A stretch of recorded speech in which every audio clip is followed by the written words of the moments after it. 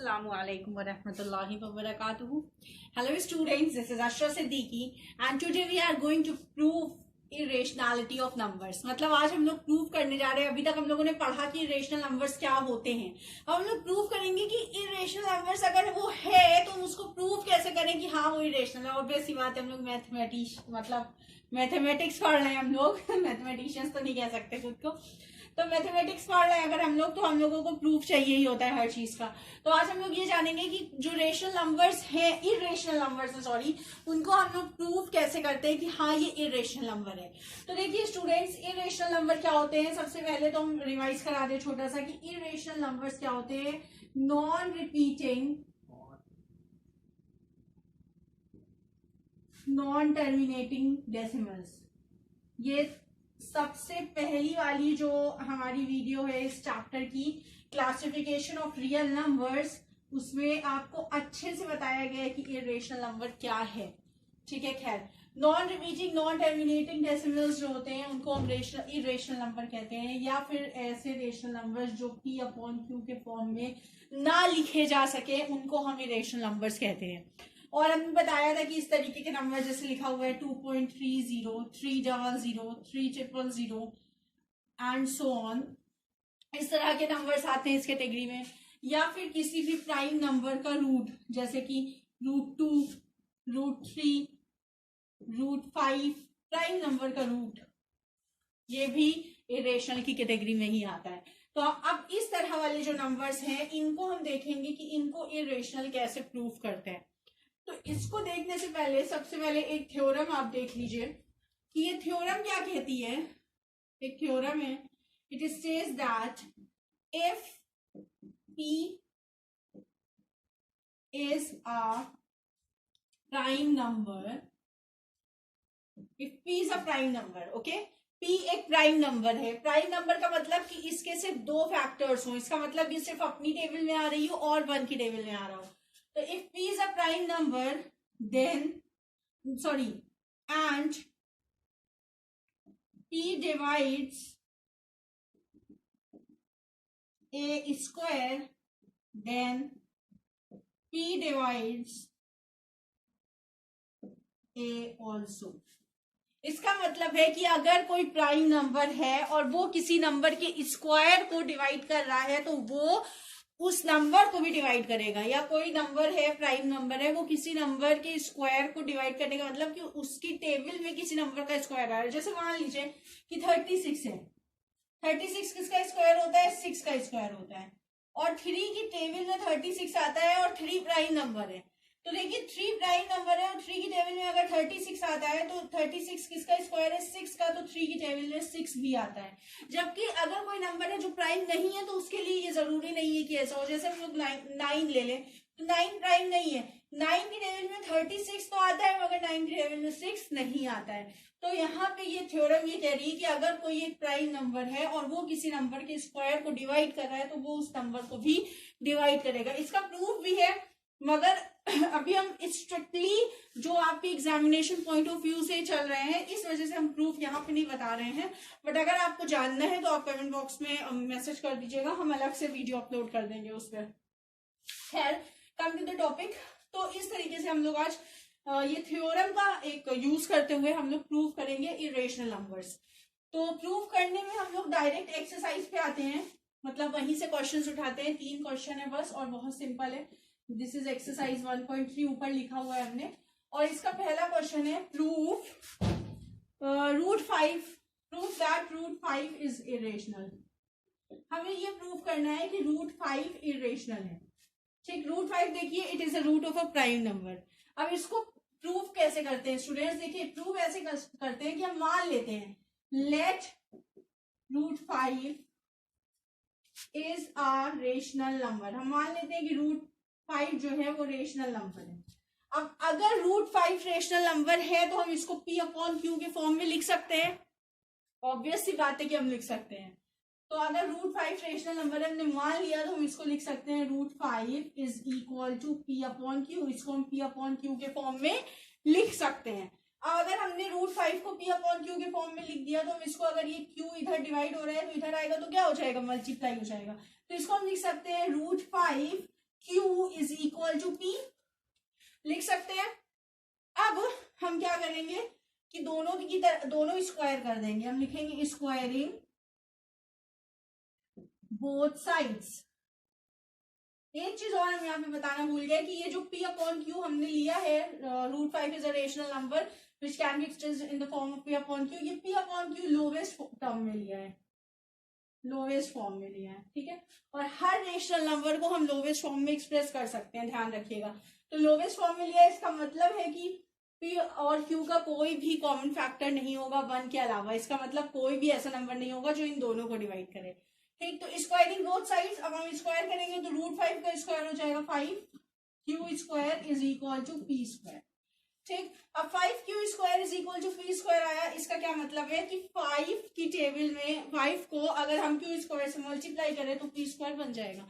इसका मतलब अगर हम छोटा से देखें, 5 को किसी नंबर से, जैसे 6 है, इससे मल्टीप्लाई करने पे हमें क्या मिलता है, 30 मिलता है। इसका मतलब कि 5 की टेबल में, इसका मतलब कि 5 की टेबल में 30 आता है।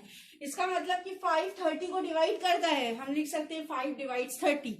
5 के बगल में कुछ लिखा है मल्टीप्लाई में और यहाँ पे दूसरा नंबर लिखा है, तो हम कह सकते हैं कि 5 इस नंबर को डिवाइड कर रहा है। तो यहाँ पे 5 के बगल में q स्क्वायर लिखा हुआ है और यहाँ पे p स्क्वायर लिखा हुआ है, तो हम कह सकते हैं 5 डिवाइड्स p स्क्वायर। अब अगर 5 डिवाइड्स p स्क्वायर है तो इस थ्योरम से देखिए, हाँ क्या लिखा हुआ था, if p divides a square then p divides a also. तो if 5 divide, because 5 is a prime number, तो 5 divides p square, it means कि 5 डिवाइड्स p ऑल्सो। अब अगर 5 p को डिवाइड कर रहा है, इसका मतलब 5 को किसी चीज से मल्टीप्लाई करने पे हमें p मिलेगा। तो इसका मतलब हम कह सकते हैं कि 5 को मान लेते हैं कि a से मल्टीप्लाई करने पे हमें p मिल जाएगा। हम इसको ऐसे लिख सकते हैं, ये क्लियर है। 5 डिवाइड्स p का क्या मतलब कि 5 को किसी से मल्टीप्लाई करने पे हमें दूसरा वाला नंबर मिल जाए। तो इसका मतलब कि 5 को किससे डिवाइड करें, तो कुछ भी ले लेते हैं कि a से डिवाइड करने पे हमें p मिल जाएगा। तो 5 इज इक्वल टू 5। अब ये इसको मान लेते हैं इक्वेशन 1, इसको मान लेते हैं इक्वेशन 2, इसको उठा के रख दीजिए, पुट इन इक्वेशन 1। अब अगर हम इसको 1 में रख दें तो क्या होगा, ये थ्योरम हम रब कर दे रहे हैं। अब अगर हम इसको 1 में उठा के रख देंगे तो हमें क्या मिलेगा, देखिए 5q square is equal to p square. p square की जगह पे क्या लिखेंगे हम, 5a, तो 5a का स्क्वायर, ओके। तो ये क्या मिल गया हम लोगों को, 5q square is equal to 5 का स्क्वायर 25 और a का स्क्वायर a स्क्वायर।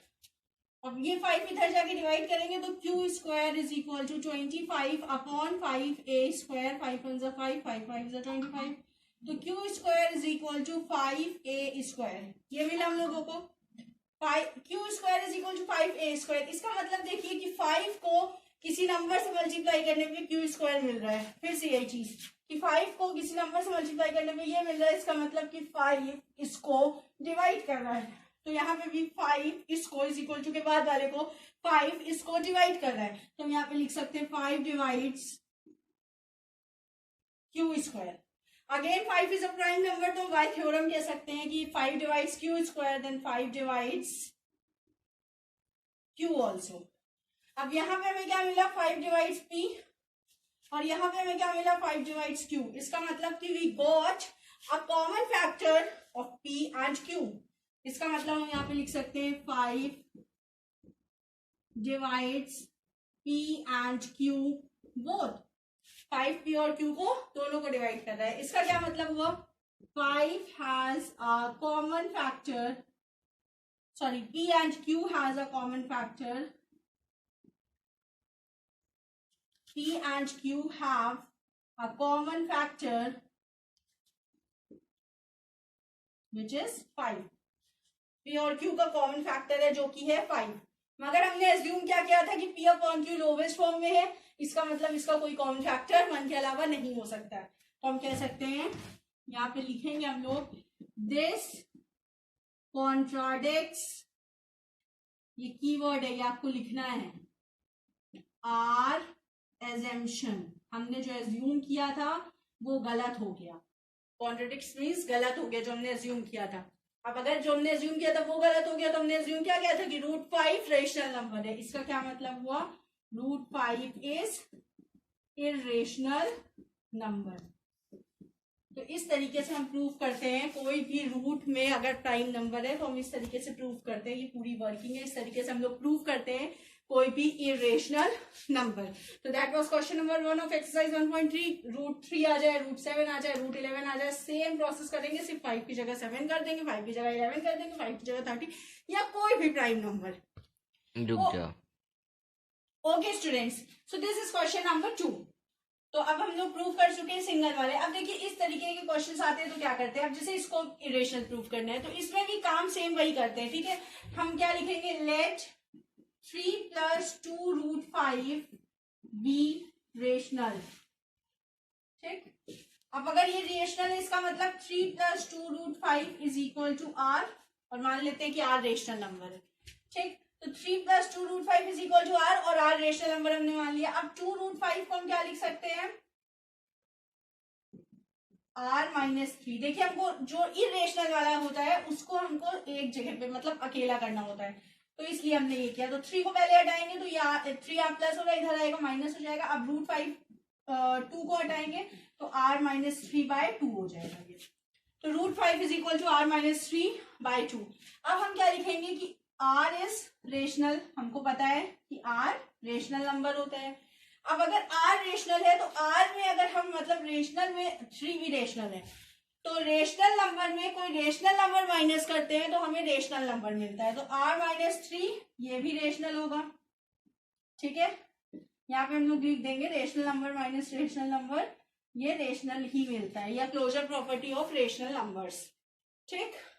उसके बाद डिवाइड कर दीजिए r - 3/2, तो ये भी रेशनल, मतलब कि कोई रेशनल नंबर है और उसमें अगर हम कोई रेशनल नंबर ही डिवाइड कर रहे हैं तो हमें एक रेशनल नंबर ही मिलता है, तो ये भी रेशनल हो गया। तो r - 3/2 मतलब हमने क्या किया, सबसे पहले r जहां से स्टार्ट था पहले r लिया, ये रेशनल है, फिर r - 3 लिया, ये भी रेशनल है, सेकेंड स्टेप वाला, फिर r - 3/2 लिया, ये भी रेशनल है। अब ये किसके बराबर है स्टूडेंट्स, देखिए ये √5 के बराबर है। तो अगर ये √5 के बराबर है तो हम कहेंगे √5 इज रेशनल, ठीक। अब अगर हम कहेंगे √5 इज रेशनल, अब यहाँ पे आ गया कॉन्ट्रडिक्शन।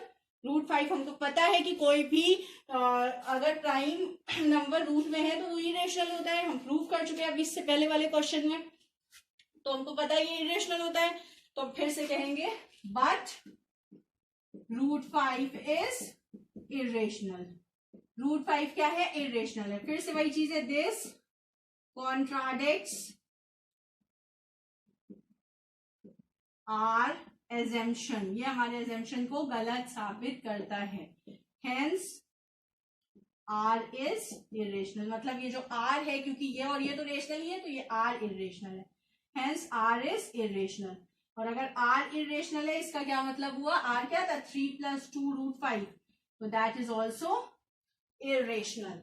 तो इस तरीके से हम लोग ये वाले क्वेश्चंस करते हैं। अब यहाँ पे आपको √5 दोबारा से प्रूव करने की जरूरत नहीं है इरेशनल, ओके, आप डायरेक्ट ऐसे कर सकते हो।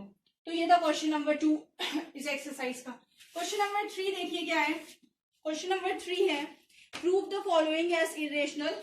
पहला दिया है 1/√2, तो फिर से सेम काम करना है। अब हम स्टेटमेंट नहीं लिख रहे हैं, इसको मान लेते हैं रेशनल। अब अगर 1/√2 रेशनल है तो इसका मतलब क्या होगा कि √2 को हमें अकेला करना है, तो √2 को इधर लेके जाते हैं इज इक्वल टू के, तो ये हो जाएगा 1 = √2r, और r को इधर ले आते हैं तो ये हो जाएगा 1/r = √2, ठीक। तो अब अगर इफ r इज रेशनल, अगर r रेशनल है तो 1/r भी रेशनल होगा, और 1/,